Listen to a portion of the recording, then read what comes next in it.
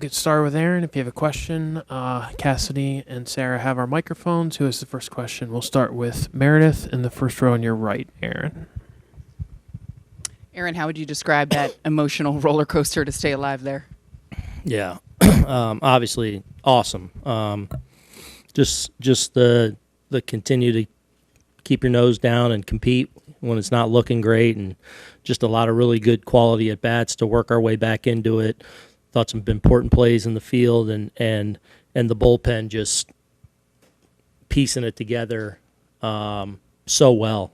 Without I think without really overtaxing anyone too, which obviously is big going into another game tomorrow. Perhaps no swing bigger than Aaron Judge's today in that fourth inning. Off the bat, what are you thinking when you see that ball go towards left field? Are you thinking that's staying fair? I did, because it held right away, and so I have such a good angle from where I sit on fair foul down the left field line. So I was kind of giving it some body language, but I felt like it was going to hold. And the wind most of the night, you saw in the Barger pop fly, the ball was carrying to left, and that at bat, when I looked up, the flag was dead. So probably keeping it from maybe blowing it foul or even deeper, but just a really good swing to keep himself tight to that ball, to be able to not spin off and just hook it and to keep it fair. We're going to stay over there with Bruce and then Chris. You were confident in your team before the game, but when you're down 6-1, what are you thinking? Does it change your mindset? Where you? No, it's competition. You just playoff baseball too. Anything can happen, and you just gotta keep grinding away, and to get two back, in that, what was it, the third, to 6-3 there. It's like, okay, settled back into it a little bit, and obviously Judgy hits the big homer and we're able to tack on. But just an awesome team win. So many guys playing an important role in some way, shape, or form. Makes it a lot of fun. You've got 3 wins in elimination games now. Can you comment on that?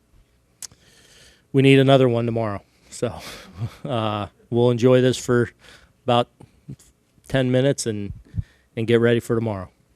Up front on your left, Aaron. Chris?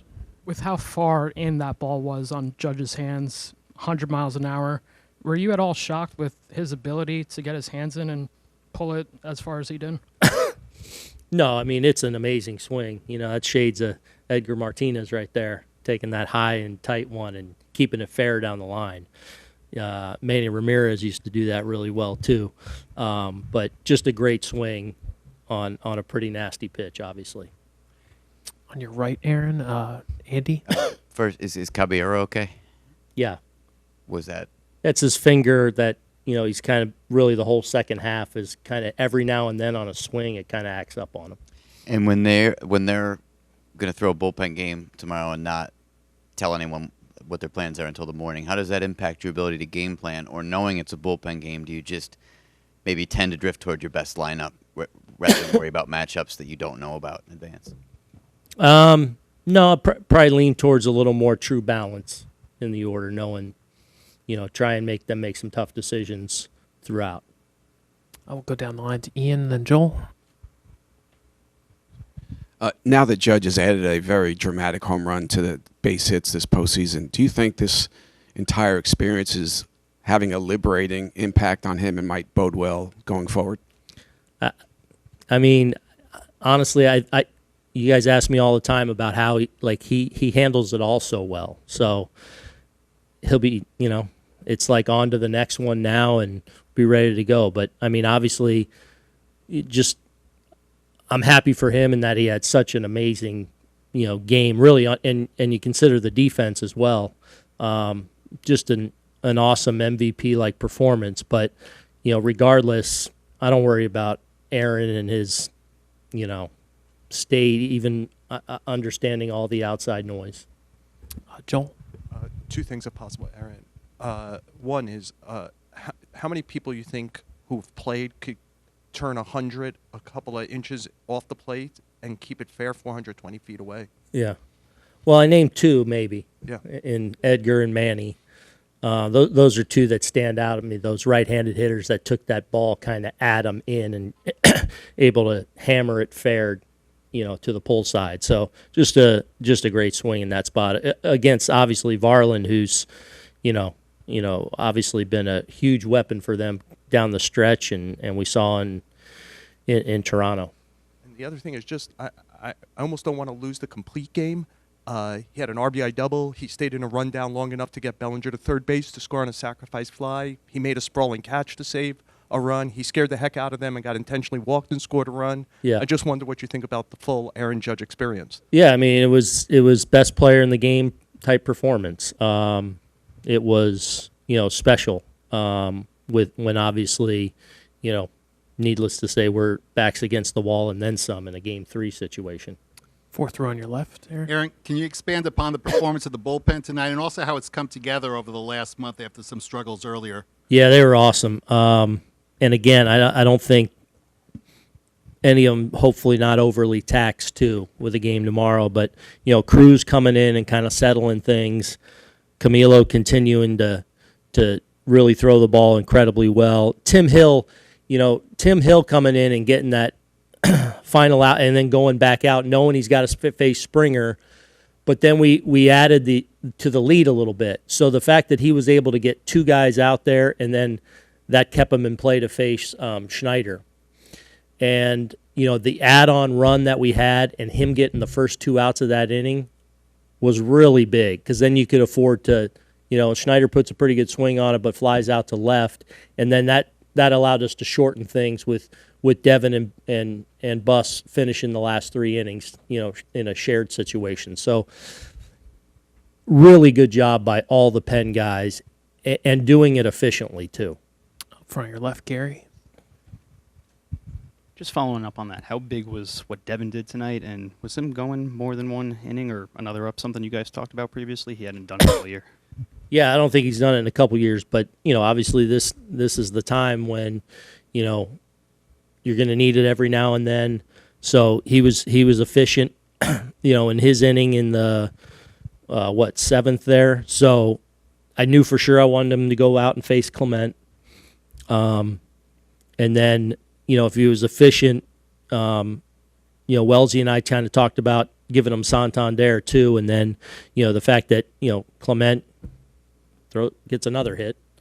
But he's able to really make a couple of really good pitches to get the strikeout of Santander, which was big. That shortened it a little bit for Bednar, and Bednar getting two quick outs there in the eighth. I think he threw 5 pitches to get out of it. Set him up pretty well for the ninth. Do a couple last ones. Julian in the third row on your right. What is it about Aaron that makes him such a contagious figure for his teammates? It just almost seems like they go as he goes. What do you think that characteristic is about? Who he is day in and day out, how he treats you, how he leads this group. He's the real deal, and as beloved a player as I've ever been around by his teammates. They all admire him, look up to him, respect him, want his approval. And that's just a credit to who Aaron is and how he goes about things. We'll finish up with Bill in the second row. Can you two things? Can you talk about Jazz's home run, the go-ahead run? Yeah, it was big. What inning was that? Now was that the 8th run, or that was the 7th run? I'm sorry. Jeez. Yeah, it was big. Again, off Varland too. That's putting a really good swing on a heater there, and that's what Jazz is capable of. He changes the game in a lot of different ways. I thought he did a good job in the in the 8th there of not trying to do too much too with a play, taking the out, where outs were precious there. So, yeah, obviously a big swing for Jazz. How impressive was Judge's running catches in the 5th and 6th? Yeah, great. The diving catch was great. A perfect jump on it, right when, we got back in. Now here they go. Looks like they're going to lead off with base runners, and he shut it down right away. So just pretty incredible night for the captain. We'll start with Meredith on your right, Aaron. Aaron, how were you able to keep that ball fair there in that fourth inning? And did you know off the bat that it was going to stay fair? Felt like I made good contact, and I thought we had a chance. You just never know with the wind if it's going to push a foul, if it's going to keep curving or not. But I guess a couple ghosts out there in Monument Park help kind of keep that fair. Tim Hale just said in the clubhouse he can't even wrap his head around how you were able to hit that and that moment, saying the energy just kind of went through his entire body when the stadium erupted. How would you describe the feeling you got when you saw that was staying fair and you had tied things up here in this winner-go-home situation? The boys were hyped up, locked in all game. I know we were kind of down there early, but the energy in that dugout and what we were bringing was, we knew we were going to go out there and just leave it all on the field. So getting a chance, we knew we were going to try to come back there and getting a chance to tie it up like that. I liked our chances going into it, especially with our bullpen and our guys down there, and the way our offense has kind of been rolling. So We'll stay over there with Bruce. Aaron, how gratifying was it for you to have this kind of monstrous performance in an elimination game in your home ballpark? It's great. Just trying to just do my job. What I've been trying to do all year. Not try to do too much. Guys on base, drive them in. If no one's on base, try to get a rally going, and that's all you can do. Especially in front of our fans. They were getting kind of restless there a little bit, down 6-1, but they erupted when we tied it up and took the lead. Standing on your right, Aaron, Larry. During the pitching change from Fluharty to Varland, it looked like you were kind of consulting with Stanton in the dugout before that at bat. Just what was that conversation like? Big G saw him in Toronto, so I was just kind of asking. I haven't seen Louis since he was with the Twins and he was a starter, so that's kind of one to brush up. I've seen all the videos, seen all his appearances, but it's a different perspective when you step in the box and kind of see it live. So I was just kind of talking to him about what certain pitches look like, what it felt like, and any info you can get like that, just kind of helps you sharpen your game plan a little bit and kind of gets you locked in a little bit better. Second row on your right, Aaron. John? Yeah. According to Sarah Langs, that's the first time a pitch that was 1.2 feet inside and 99 plus miles per hour was hit for a home run. What did you like about that pitch? Why did you swing at that pitch? I don't know. I get yelled at for swinging at him out of the zone, but now I'm getting praised for it. I don't know. It's just it's a game. You got to go out there and play. I don't care what the numbers say or where something was at, or I'm just up there trying to put a good swing on a good pitch, and it looked good to me. We'll stay over there with Julian on your right, Aaron. Aaron, what's it about? Sort of the team seems to go as you go. What do you think that? What do you boil that down to? Well, hitting in the middle of the order. If you're getting out all the time, it kind of puts a funk in things. So if I'm getting on base, kind of making things move, then hitting's contagious. That's all this game is. Momentum's contagious. Hitting's contagious. So if I'm in the middle of the order, I got to find a way to get on base and get that next guy up there and just kind of keep things rolling. So, if I'm up there getting out, it kind of puts a rut in things. So, like I said, just no one's on base, try to get on base. People are out there, try to drive them in. Just keep it simple. Up front on your left, Aaron. Brian? Aaron, can you just explain mechanically what it takes to get to a pitch like that and the work that goes into that behind the scenes? We'd be here all night. But just, I know Varland's got a great fastball. He'll run up to 101, 102, and, good feel for his off-speed pitches too. So it's really just about I really don't know. You're just in the moment. Just trust your eyes, trust your swing. I feel like I can get to every pitch in the zone. So I think the biggest thing is just being ready on time. I think it's all timing. That's what a lot of hitting comes down to, is if you're not ready to swing and ready early, then you're not going to hit anything. So I was just, after he blew my doors off on the pitch before, I said, hey, just get ready, see a good pitch and drive it. Jake in the third row on your right, Aaron. I know it's still pretty fresh, but when you think about a moment like that, what is the image that sticks in your head? Is it the ball hitting the pole? Is it looking at your teammates? Is it rounding third? Is it going back through the dugout? As you sit here now and you think about that, what sticks with you? I think my teammates, ball's in the air, it's kind of silent. You're just kind of a lot of unknown.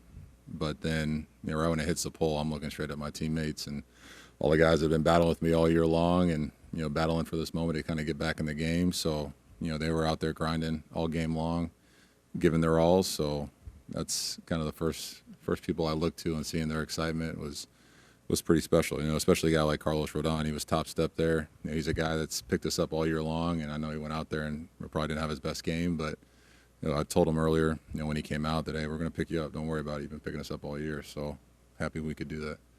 Chelsea standing on your right. Hey, Aaron, I know you said it kind of just looked good to you, but I'm curious, how did the count affect the swing you got off on that pitch? Like, is that a pitch you take the same swing on 1-1, or if you're ahead in the count as you would when you're down like you were? He's got all the leverage. I swung on a slider, fouled it off, and then blew me away with the heater. He's kind of got all the leverage, so he's probably in attack mode is what I'm thinking. So you got to attack that head on. You can't be passive or try to be scared in the box. You just got to trust your plan, trust your guts, and kind of see what happens. And he's a great pitcher. He's been a great pitcher in his career so far. He's a guy that I wish I could throw at 102 miles an hour. It's pretty impressive. So just trying to go up there and do my job and see what happens. Ian standing on your right. Yeah, I realize you set the American League record, but was tonight's the biggest home run of your life? And if so, why? And if not, why not?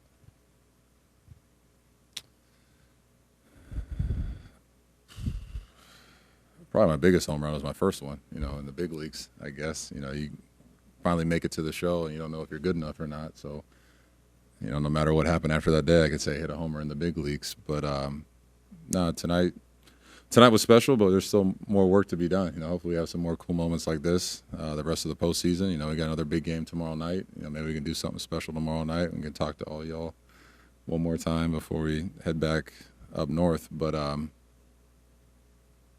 yeah, I think the first one's always the best one. Do two last ones. Stephanie on your right. Aaron, you said that while you were waiting for the ball to hit the pole, it was silent. That wasn't my experience of the stadium.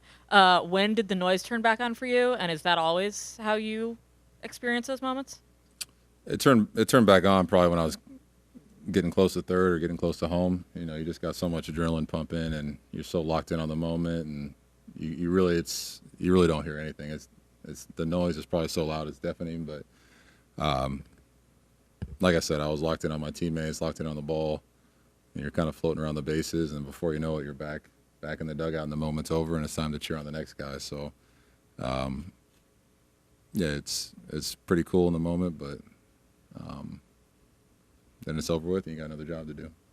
We'll finish up with Bill in the second row on your right. Aaron, you also made two really good running catches. Could you, in particular, talk about the fifth inning catch you made, the diving catch? Yeah, it's a tough one slicing in. I know there's a guy on base there, but just in my head, I'm just praying it stays up long enough. I know it's going to topspin on me a little bit, but I know I just got to get dirty for it and lay it all out there. It's just in those moments, you can't be afraid. You got to be on offense. Even though you're on defense, you got to attack the ball at all times, and just trying to make a play for my pitcher. That was about it. Could you take us in the dugout when Jazz hit the go-ahead home? Oh, we were excited. We could feel the momentum switch a little bit. They've been that's a great ball club over there. They've been rolling all series, and to get up there and tie it back up, we felt like we had the ball in our court at that time, and Jazz. He was having good at bats all game. I talked to him. I don't think he had a hit yet, but I was just talking to him. Hey, man, you're having great at bats. Stay right there. Stay aggressive. You got two more big ones, and once he sends out one of the seats, it was like, all right, let's try to add on because we know at any moment those guys they can, put a 4-spot on you at any moment. So, just happy with how the offense responded and pitching staff responded, and live to see another day. All right, Aaron. Congrats on a great night. We'll see you tomorrow. Appreciate it.